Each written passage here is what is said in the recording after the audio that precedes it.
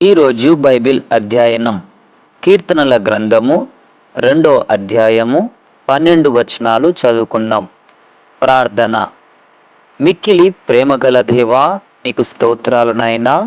మరి చదువుతున్నటువంటి లేఖనాలు మాకు అర్థమవుటకు జ్ఞాపక శక్తిని దయచేయండి. ఆమేన్.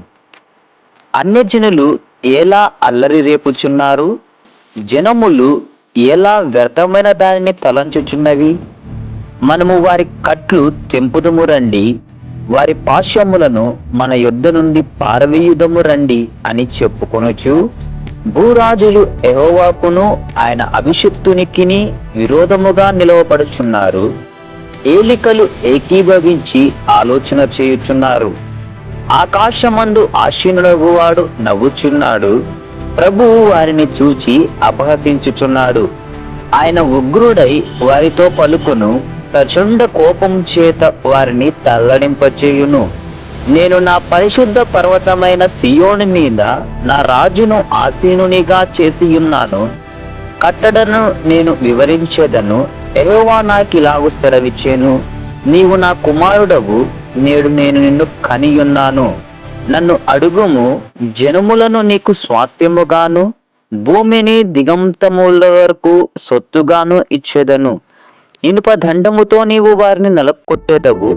కుండను పగలగొట్టినట్టు వారిని ముక్క చెక్కలుగా పగలగొట్టెదవు.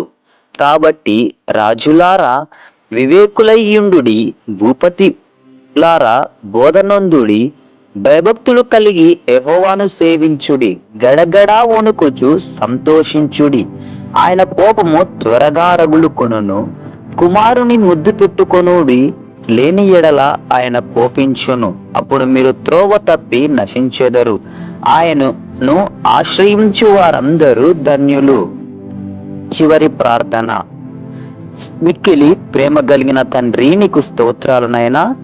ఇంతవరకు నా ప్రభువా, నీవు మాట్లాడిన ప్రతి మాటను బట్టి నీకు స్తోత్రాలు చెల్లిస్తా ఉన్నాను.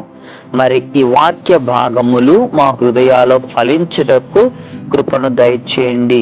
ఆమేన్.